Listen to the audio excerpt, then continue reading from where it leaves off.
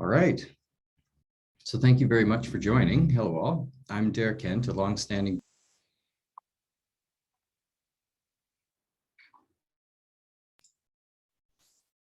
Hello all. Thank you for joining. My name is Derek Kent. I'm a longstanding board member with CAMA Alberta and the SEO director with iNet Media here in Calgary. I would like to welcome everyone to our CAMA webinar today to support mental health for farmers and the agricultural industry as a whole, and of course to thank you for your overall support of CAMA in this webinar.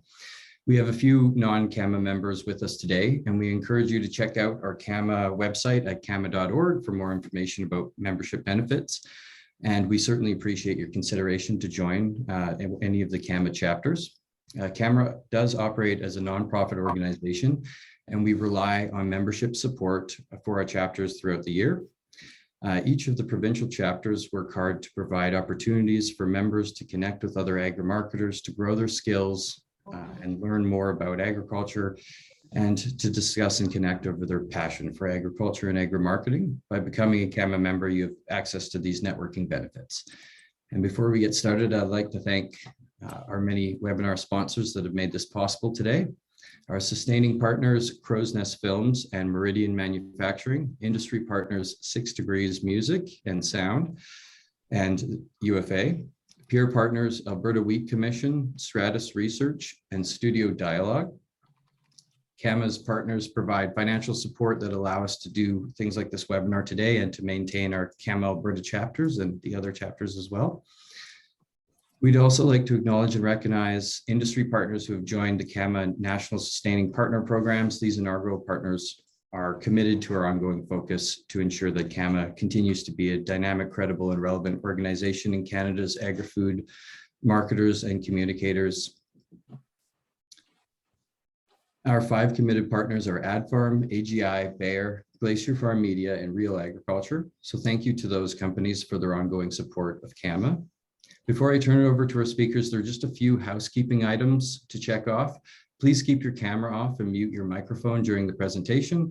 If there are questions, please type them into the chat box. We'll be answering all questions at the end of the presentation. The webinar will be recorded and emailed to all participants within 24 hours. We will also send all participants a survey to gather your input about the webinar today to learn more from your feedback and suggestions for future CAMA events. Now back to the webinar. One of our sustaining partners, John Kerr with Crow's Nest Films, will introduce our guest speaker today. Over to you, John.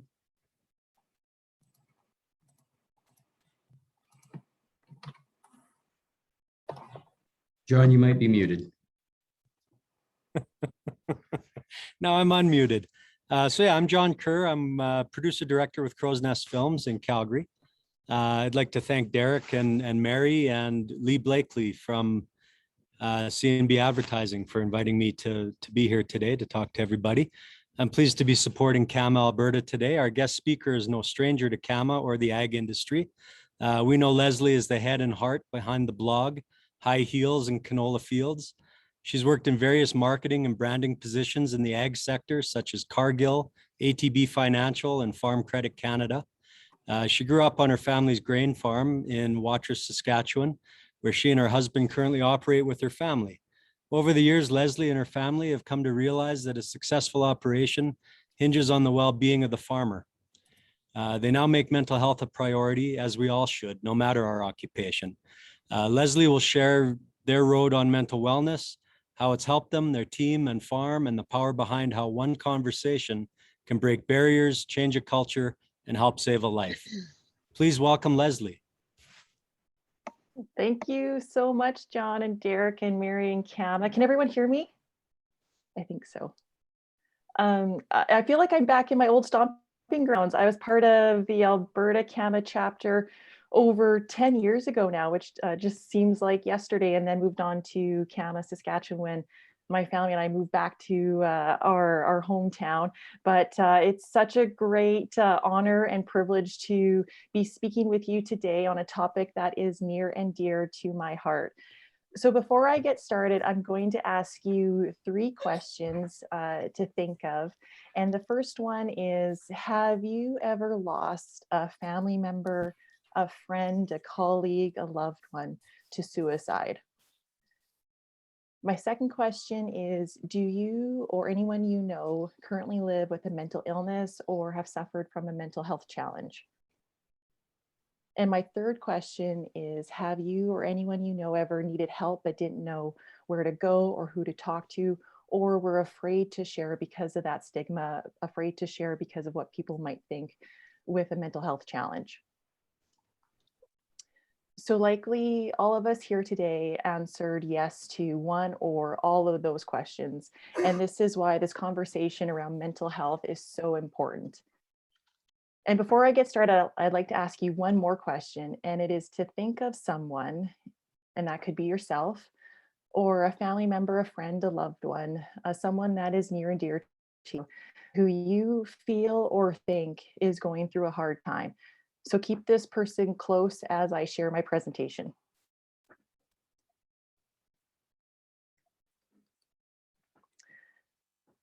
So like Derek and John said, I'm Lesley Kelly. I farm with my family at Watrous, Saskatchewan. I've had the opportunity to do a few cool things in my life, like be part of CAMA, work in corporate ag in the marketing advertising sector. I have a podcast called What the Farm. My family and I built a snack food company, but my quest in life is to spread love and laughter and joy to our agriculture community. And I do that through high heels and canola fields, and then also Do More Egg. And Do More Egg, I co-founded that with 3 other individuals. We started that about 5 years ago in hopes to change the conversation around mental health and bring resources and support to our farming community.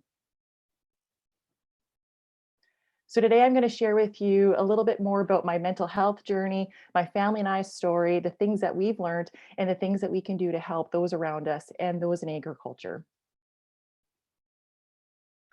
So before I get started, I will dive into some of the questions that I've learned and some of the answers around mental health as I've explored my mental health journey. So the first question is, mental health and mental illness are the same thing. Is that true or false? And that is false, that answer. So according to the World Health Organization, mental health is a state of well-being in which an individual can realize their own abilities, can cope with normal stressors of everyday life, can work productively, and can contribute to their community.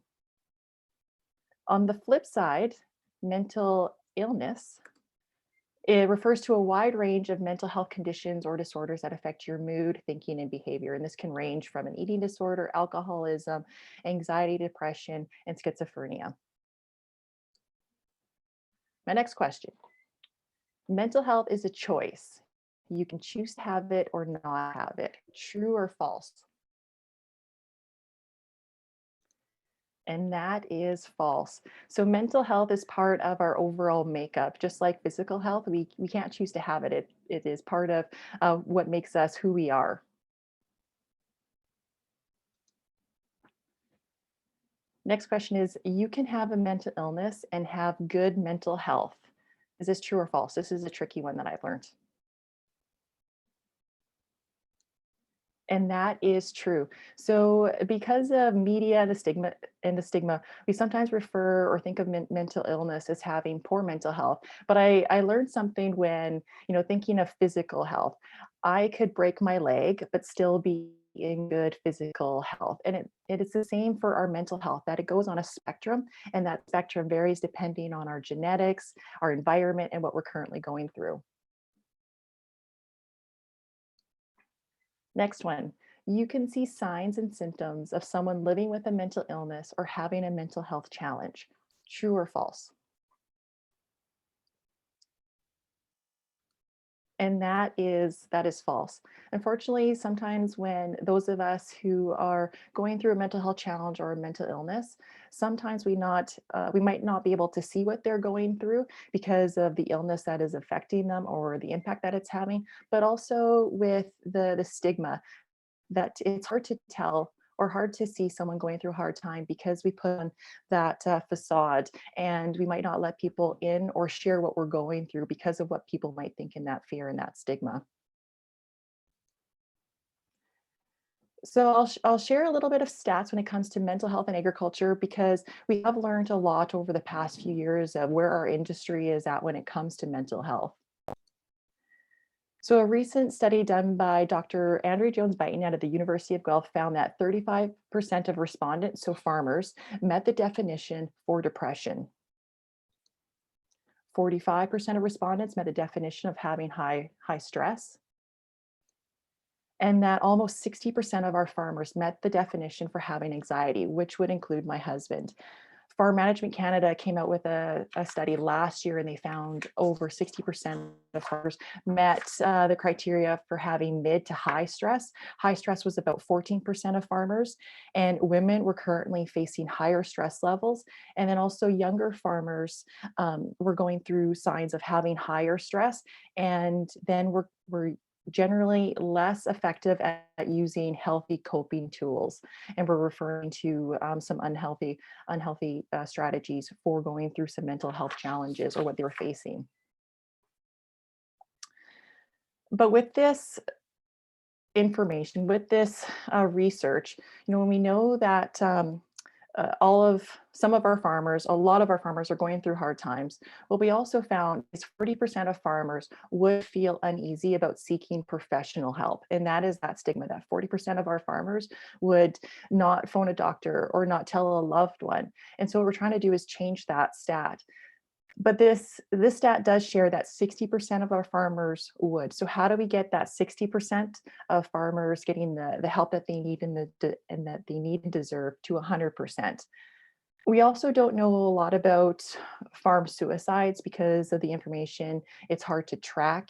But we do know in the States that farmers are 3 to 5 times more likely to die by suicide than other occupations. And so this is quite concerning. This is makes me go, why and how can we help our farmers and get the resources and support that they need and deserve? So here is why I share. I'm not a mental health professional, but I share, and this is my why. My whys are my husband and my boy. So my husband is currently living with anxiety and suffering from panic attacks. And even through his challenges, he's helped me through mine. And then our boys, I hope that I have 2 little farmers that will grow up and want to be involved in agriculture. But my hope is that they have, and if they do have a occupation or a career in agriculture, that they have the resources and the support around them that my family and I felt when we were going through our hard times, that it was hard to find or not there. So I hope that through these conversations, the efforts of Do More and companies and individuals and farmers, that we can change this. So here is my beautiful family. We farm just south of Watrous on a 7,000 acre grain farm. And every adult that you see in this photo, we've gone through mental health challenges and mental illnesses. So my sister, she is living with borderline personality disorder. My dad, who battled cancer for 2 years, lived with anxiety and depression during his battle. My brother, he unfortunately came upon a very tragic accident and is living with PTSD and anxiety because of that. And then my husband is living with anxiety and panic attacks, mainly attributed to farm stress. And then I went through postpartum depression after our second child was born.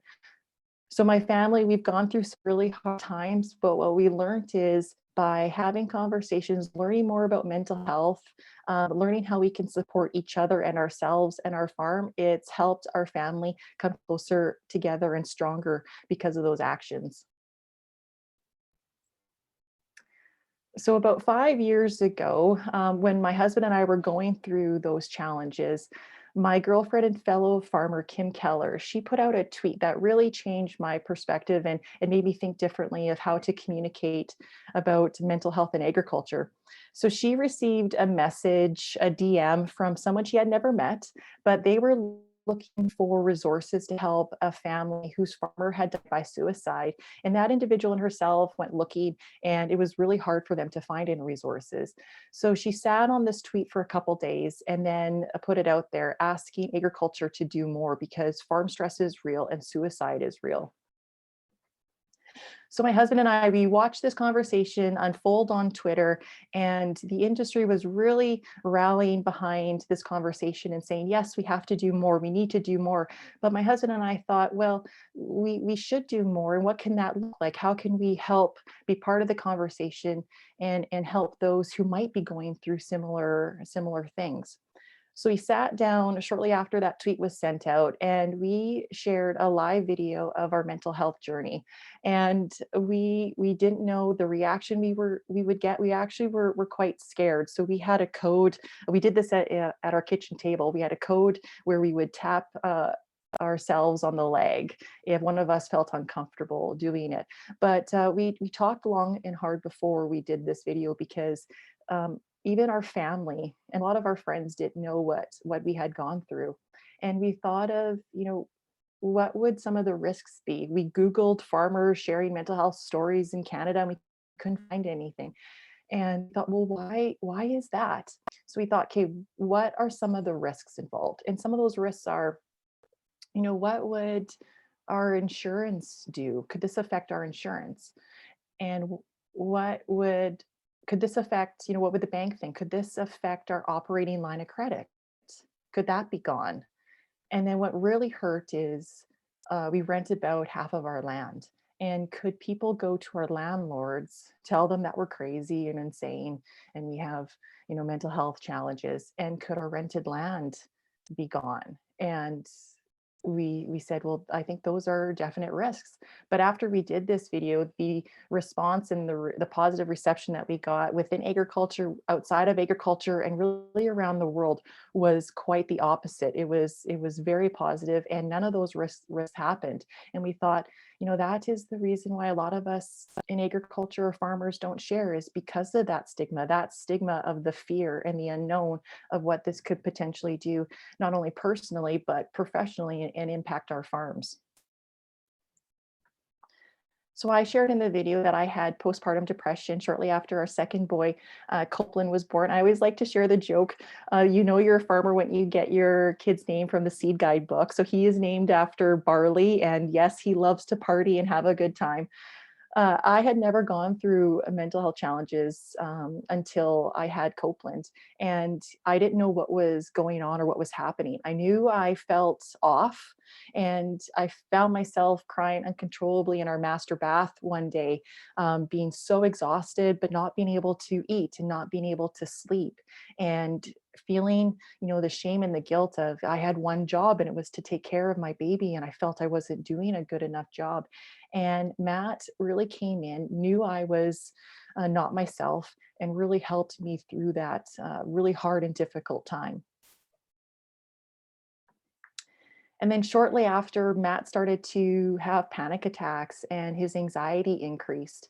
And what had happened was, we were living in Regina. So we moved from Alberta and lived in Regina in hopes that we could continue and be part of our family, or my family farm, our family farm. But we made the short-term sacrifice to live in Regina. He would have to commute the 2 hours because the farm wasn't in a financial position to take on 3 family farms. So both my parents, my brother, and then Matt and I. So we lived in Regina in hopes that that short-term sacrifice would then lead us to the farm. But it was 8 years in Regina and 8 years of commuting. And it was at a time when we were raising our small children. And Matt, being involved in my family farm, he felt like an outsider. And to be part of the farm, he had to be at the farm 24/7. So he worked around the clock. He lived in a camper. He was isolated from his family, from friends. He was tired. He was exhausted. And then unfortunate weather circumstances hit our farm, where it started to rain and it didn't stop. And we were flooded and we lost hundreds of acres. And it hit our farm really hard, where the farm went into financial hardship.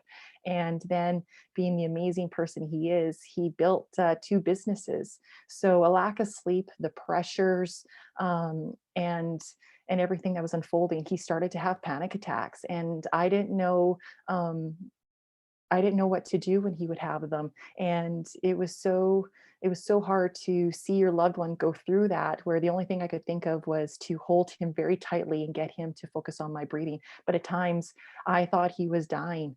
And when he had a panic attack, I came home. I was working, came home from work, and he was in Regina, and he was in the living room. And after that panic attack, we both said we committed that we have to do things differently in our family and at the farm, and make mental health a priority. So these are the 5 priorities, or the 5 things that we did in our family and in our farm that really broke our barriers and helped us become stronger together. And by me sharing these, I hope that it'll help our farmers and our industry help to break those barriers too, and help save lives. So the first thing that we learned is all about mental health. And one of those things that I learned about mental health is that it's different for all of us. What Matt was going through was different than what I went through, and was different what my dad was going through, and my sister and my brother. And what we need was very different. And that's okay. And for us, it was that empathy and learning that mental health affects all of us differently, and it's not a competition, and to learn how to support each other. And I learned this through a conversation that I had with Kelly. So I'm going to show you a clip of Kelly. I met her on the Bell Let's Talk campaign, where we were both in Montreal shooting the campaign, and we sat down and got to eat supper together. Of the friends of the Bell Let's Talk campaign. We shared a meal, and I got to learn everyone's story. And she sat beside me, and she told me her heroic story of fighting for our country. She went over to Afghanistan and is a veteran. And after she got done telling me her heroic, amazing, courageous story, she asked me, "Well, Lesley, what's your story?" And I felt at that time, my story and my journey really didn't matter or compare to what she went through. And this is what she told me when I shared that with her. I'd been in the Army for, I think at that time it was about 3 years. And when I was 19, I deployed to Afghanistan for a 7.5-month tour of duty. And I was having nightmares, trouble sleeping, difficulty engaging people. So finally I went and saw a doctor and was diagnosed with post-traumatic stress injury and a major depressive disorder and an anxiety disorder. When I first came public with my injury, I had a lot of people come up to me and they would say, yeah, I struggled with mental health injuries, or someone I know struggles. And then they would say, oh, but it's nothing like what you went through. And you kind of just really have to take the step back and realize that mental health is not a competition. People drown in oceans, and people drown in pools, and people drown in bathtubs. And everyone just has to stop worrying about how much water someone's drowning in and just focus on the fact that someone's drowning. And whether or not it's someone in society or themselves, they have to worry a lot less about what it is drowning in and just focus on the fact that they need to be able to breathe again.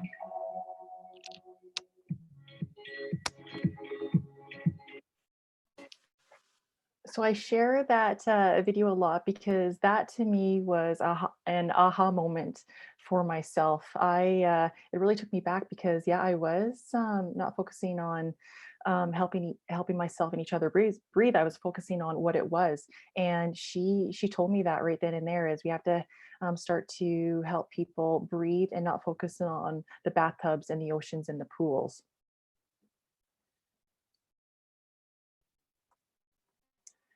How can you recognize when someone isn't breathing? And we all go through mental health distress at different moments and times in our lives, but we have to recognize is when that distress then turns into a problem or a challenge, or is we're facing an illness.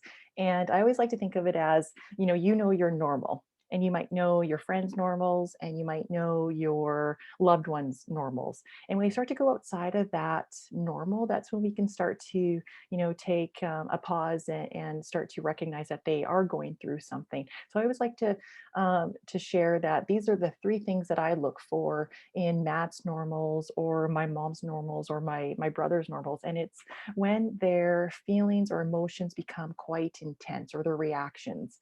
And when it becomes long lasting, it's not just a couple days, but now it might be turning into a couple weeks, or a month or longer.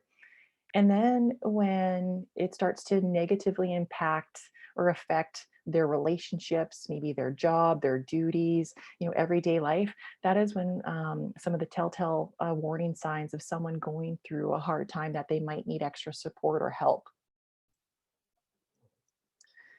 The signs and symptoms vary greatly because of the vast differences in mental health challenges and illnesses. But here are some signs that we can look for, that my husband and I were going through when we were going through our challenges. So withdrawing from activities, I stopped texting, calling, I stopped going out for walks, I stopped exercising, Matt stopped going, to hockey. We avoided social situations. It took every ounce of effort to get dressed and go out and do something.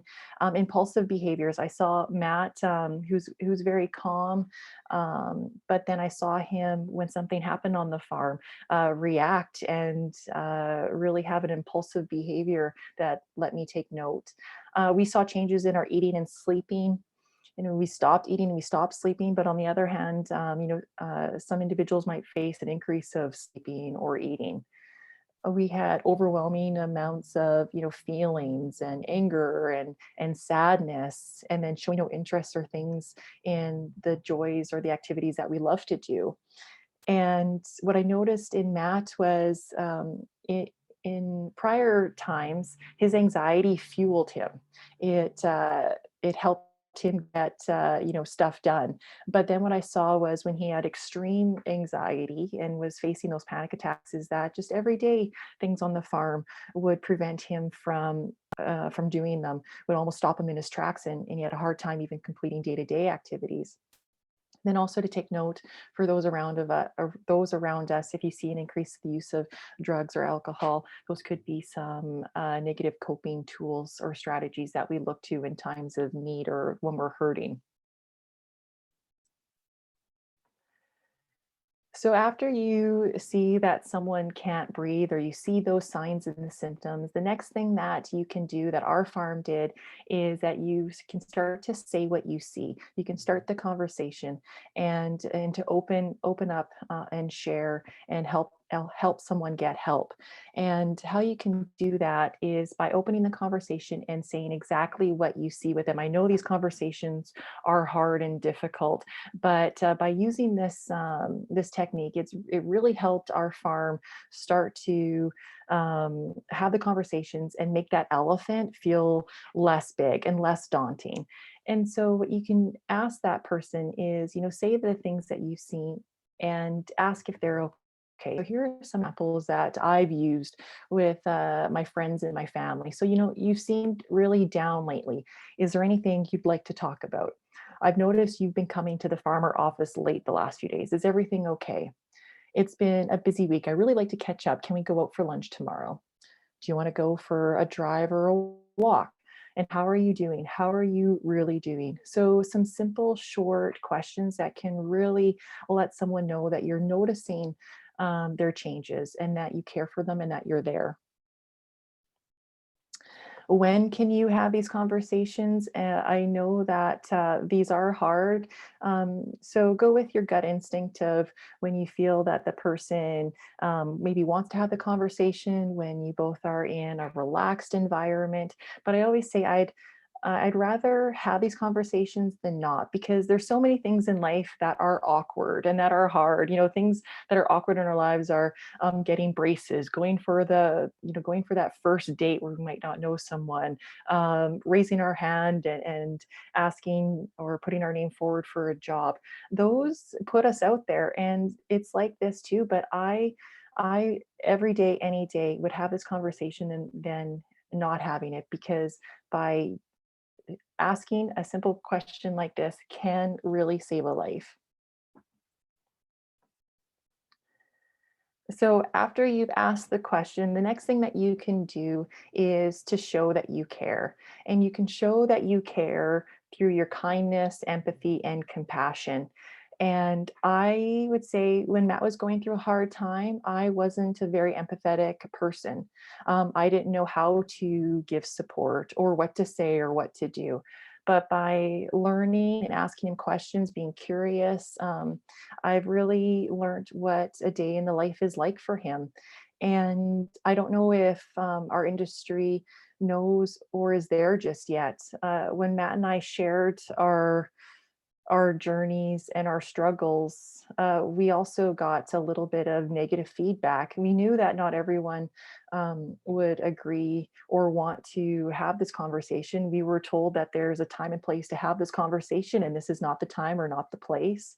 Unfortunately, Matt and I were called crazy and we were called insane. We were told that if you can't handle the stress of farming, you should get out, and you can't call yourself a pretend farmer. So some negative things. But then what we realized is that's still that stigma. That's still the barriers of not knowing mental health. And we can change the whole conversation by being kind and compassionate and empathetic. So before I shared that I likely wasn't as empathetic as I could been, because thinking back now, I've said these things. I said without knowing what someone else's journey is like, what it's like to walk in their shoes.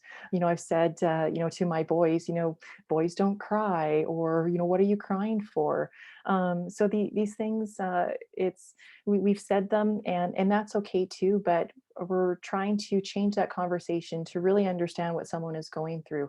So the things that we can say in lieu of saying these things like, suck it up, man up, you're just lazy, put your head down and work through it. That might help someone, but that might be detrimental to someone else. And, they're just looking for attention. By sharing about mental health, you're just looking for attention, or just get over it, just get out of bed and get back to work.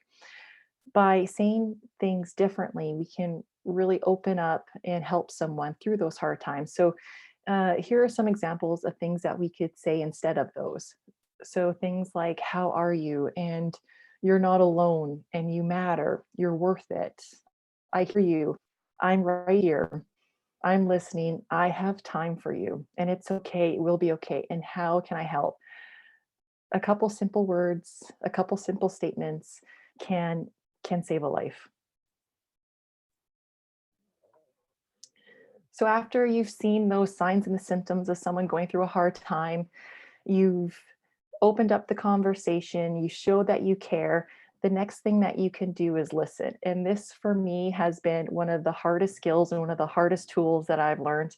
And I know I have not been the best at listening. And I always think back to, these when you're going through mental health challenges and you see someone going through mental health challenges, it is stressful and it is hard.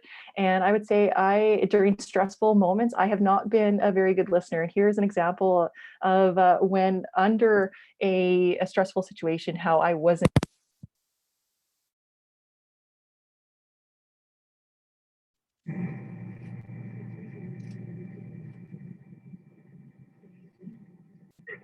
We need you to follow us across the field here now.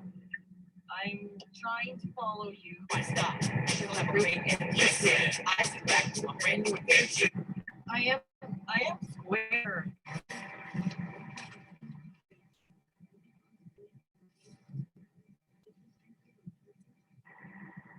Nope. Nope. Go back. Go back.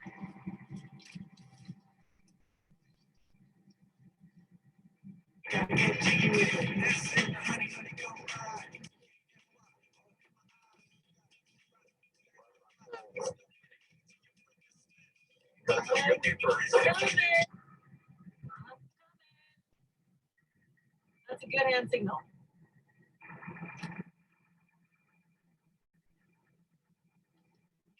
I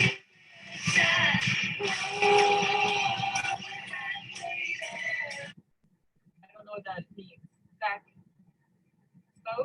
Spokes? That way?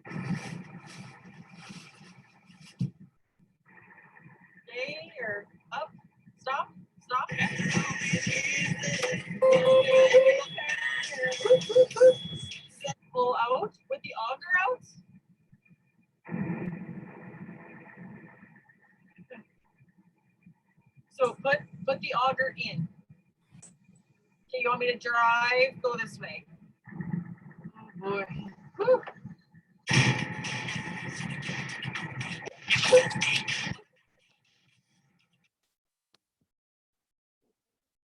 So I've come a long way in my grain carting skills, but also my listening skills. So just a fun example of, yeah, in a stressful situation, how listening, it can be really hard to do and decode hand signals.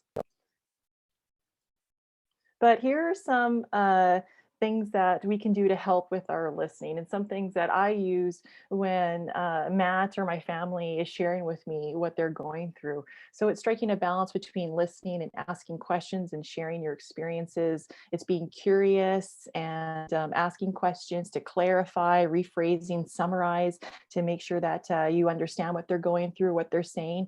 Help them name their feelings. And this is something that I've been trying really hard, even with my children at the moment, where I know that they're going through something, they're worked up, and it's naming what they're feeling, whether it's, frustration or anger or sadness, and even naming or knowing what you're feeling can help lift that weight off. I always felt that I had to know the answers or I had to give advice. And what I've learned is you don't. Sometimes what it takes is someone just to lend their ear and have someone share what they're going through and get that weight of the world off of their shoulders. Help that person feel hope and that they aren't alone. And to me, that awkward silence is okay. When there's silence in a conversation, sometimes we feel the need that we have to keep talking, and use that in your benefit or to your advantage in these conversations. Because if you can get the person to keep talking, keep sharing, that is great as well. And I know that listening can be hard, but I do know and have a life experience example of how it saved someone's life.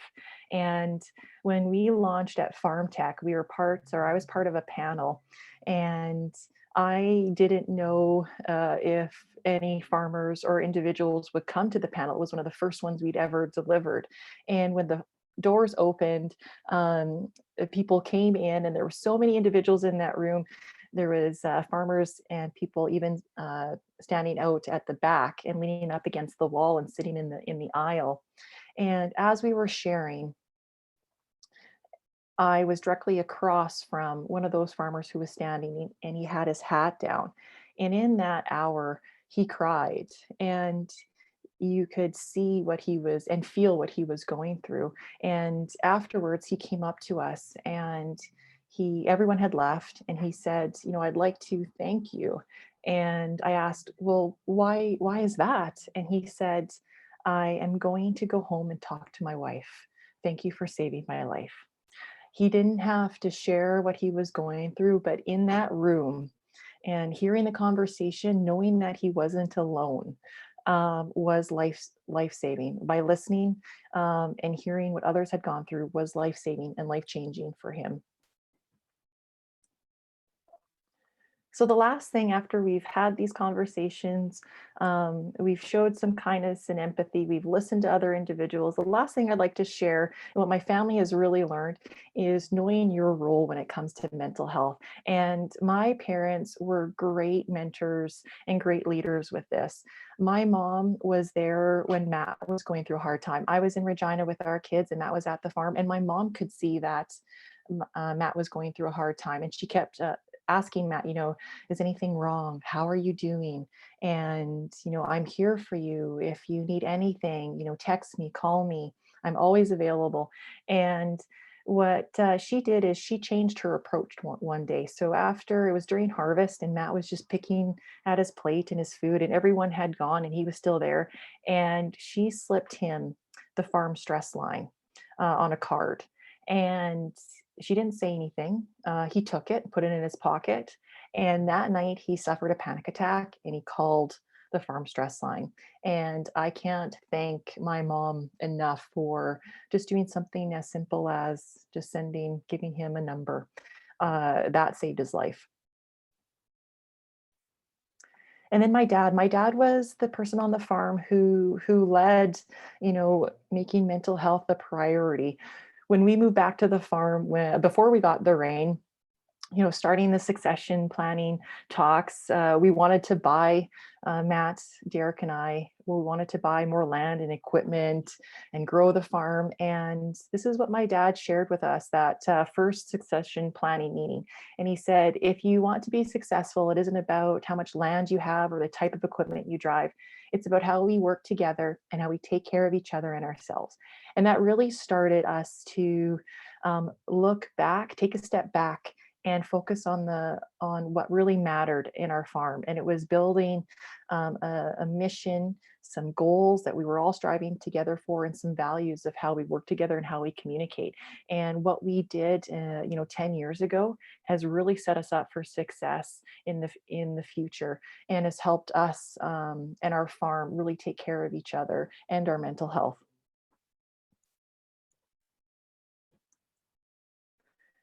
So when it comes to self-care, self-care is really different for all of us. So we learned on our farm that Derek and Matt and I need different things. When we first started talking about self-care, Matt and Derek said, Lesley, don't make us do bubble baths and yoga. And that's what I like to do. But through talking and learning what fills our cup or fills up our slip tank, we've learned that we need different things. And Paul here is a great example of that.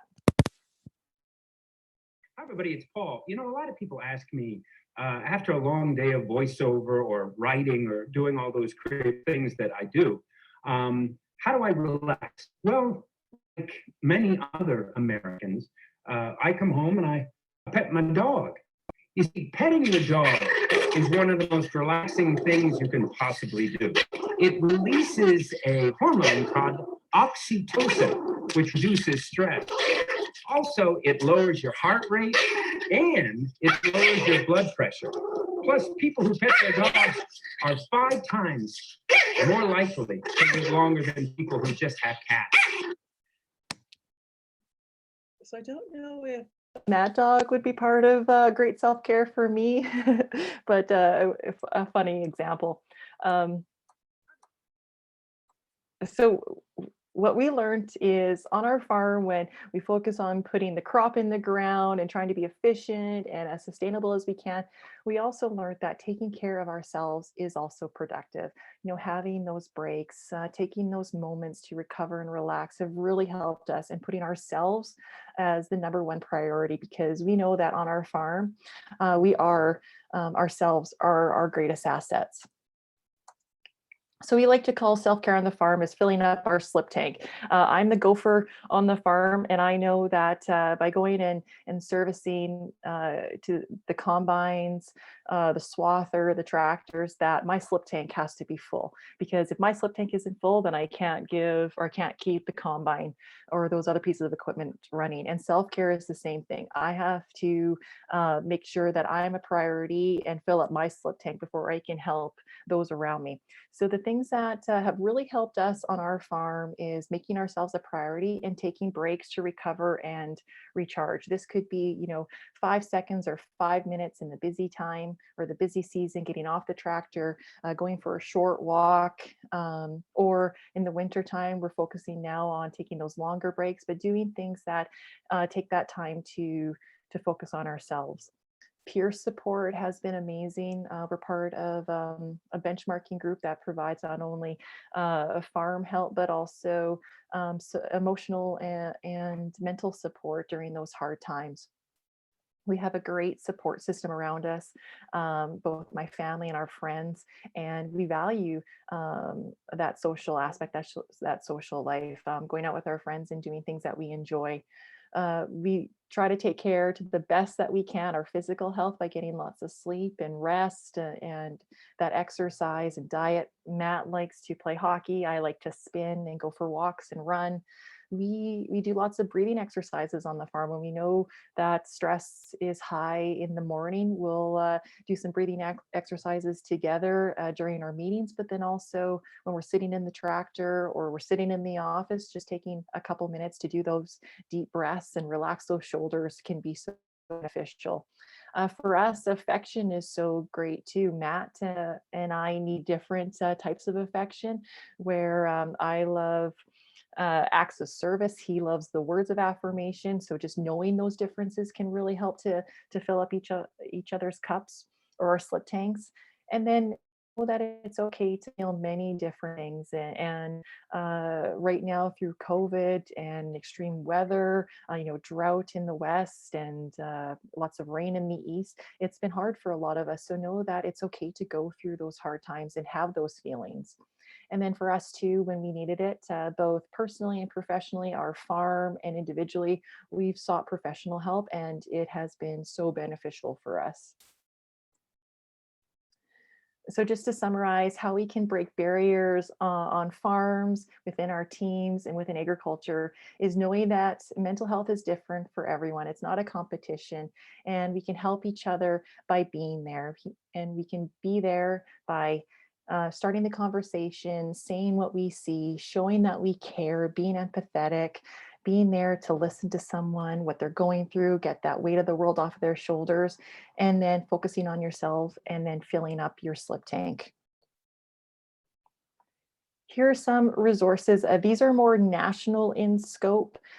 These are some resources that I've used or that I've heard have been really, really great. So of course, Do More Ag. We have a hub of resources that you can go to check out both national, regional, and local mental health professionals. We also offer our Talk, Ask, Listen workshop. I've done the workshop and as well as mental health first aid. That's a 2-day course. Our farm has taken it and it was so beneficial for us. You learn more about mental illness and you gain the skills and the confidence to have conversations and understand and learn more about what support looks like for yourself and for those around you. There's a couple other initiatives that focus on farmer mental health. That's the farmer wellness program, and then rural mental wellness, and then some crisis lines and sites you can visit. My family and I, we also use the BetterHelp and CAMA app. We really love this because we were able to access mental health professionals at our fingertips in the tractor when sometimes those that we've worked with in the past had longer waiting lines. So we've used that as an interim solution as well. So at the beginning of my presentation, I asked if you knew of someone, whether yourself or a loved one, a family or a friend that was going through a hard time. My question is, how can you make a positive difference in that person's life? Having these conversations are so very beneficial and can be life-saving. So my ask of you is to go talk to them, go and ask them, and please listen, because it can be life-saving and life-changing. So thank you so much for having me and the opportunity to share my story and the things that have helped my family and my farm. I look forward to, if you have any questions, I am available, but I know that some questions might be hard to, so you can reach me at Do More Ag, or also at Lesley at High Heels and CanolaFields.com if you have any questions or want to chat. So thank you so much for having me. And thanks for that presentation, Lesley. It was really interesting. I really like that you shared your personal experience. It takes a lot of guts to do that, and I think it's the best way to remove the stigma in starting the conversation about mental health. And of course, your dad's comments about working together. I mean, I think that can hit home for any industry, agriculture and beyond. So we'll now take 10 minutes to answer some of your questions. Any questions that we don't have time for will be emailed to Lesley and answered for you later. So just type them into the chat. It's at the bottom of your Zoom toolbar called chat. You can just type them in there and then I will read them out. And while we don't have any questions now, I do have some to get us started. Lesley, with any of the weather challenges that farmers face every year, the extreme challenges that they face this year, what are some of the priorities that Do More Ag has for these farmers that are feeling high stress or anxiety and depression? Yeah, we've got some exciting projects underway. The one we just launched, it's called Egg Culture. We heard through research that farmers are less likely to go to a mental health professional that might not understand agriculture. So we've developed a mental health literacy program for them to take. It's about 8 hours. It goes through, the everyday life of a farmer. They're not going to be experts in agriculture, but it shares with them the stressors that we face, the dynamics, the culture of agriculture, and goes through some other information about what agriculture is and looks like for us. So We're really excited to have that underway and kicked off. We've got lots of great response from mental health professionals in that. So that is great. And then the other one we're really excited to be working on is, it's called Ag Talk. And it is a 24/7 mental health support crisis line for farmers and the farming community, because we know that there are gaps. In Saskatchewan, we are very blessed to have the farm stress line, but we know that not all provinces and farmers have something like that. So we're working on developing a national federal program so all farmers have some place to call, someone to talk to in terms of crisis. And it's even beyond a crisis, where at the end of each call that a farmer has a course of action, has something tangible to take home to either someone to talk to in their local area, or some self-care tips or strategies and tools. So we're working on that and hope to see that come to fruition quite soon. That's very cool. And just while a few questions filter in here, I have a few more prepared. And if you're worried about someone and not sure how they'll react if you bring up mental health, I mean, I know you had some great slides about how to approach it, but could you kind of recap that for us on how to approach that situation for someone that you might kind of know would be abrasive to talking about it? Yeah, I faced even similar within my family too, not knowing the reactions, and it's hard. For me, always think of trying to have that person in a relaxed environment, feel comfortable.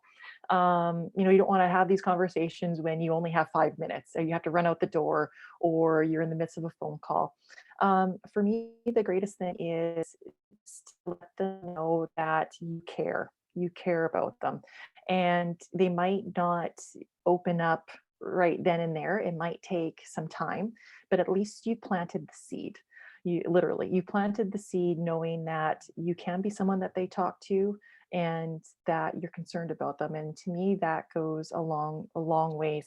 But if you might not feel comfortable having a conversation, you might explore other avenues of maybe someone else that might have a different relationship with them too. So look at all your alternatives and think of what's in the best interest of them, because you generally are concerned about them. Thank you. And how about with obviously the massive elephant in the room, or possibly microscopic elephant in the room, COVID, dealing with this for almost 2 years now, about a year and a half plus at least. What could friends and family do to stay connected if they are feeling COVID fatigue and Zoom fatigue with all of these digital meetings? What else could they do to stay connected? Yeah, probably like you or others here, I've been zoomed out at times, and even, social media out and technology out. So I would say my best piece of advice is do what is comfortable for you, what works for you.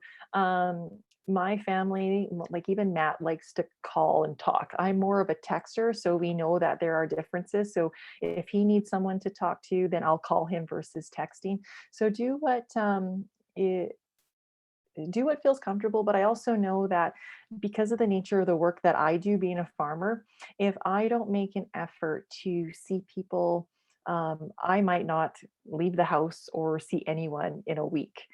So I also have to make an effort to reach out and to have that social life, to have my cup filled up. And so I've looked to other avenues, like going for walks with friends, trying to do what feels safe, and also what I'm comfortable with and what they're comfortable with. But the notion is that you have to reach out, you have to make an effort to stay connected and know what fills up your cup or what brings you joy. That makes sense. I think we have one question coming in here, and we definitely have time left. So thanks, Lesley, for your honest and open presentation. I agree. I'm curious what advice you would give managers or HR leads to help employees manage their mental health in a meaningful way. Great question. Oh, as a leader, yeah, that's That's a hard one. First, I would think of is to try to foster a culture of a safe environment for people to share and speak up and feel supported. And that feel supported looks different for everyone. And it can be different for everyone. So first, as a leader, I would say have those conversations individually with your teams and be vulnerable. Share. Sometimes it takes a leader sharing what they've gone through and the struggles and the hardships that help someone know that they aren't alone and that they have a leader that they can trust and be safe with.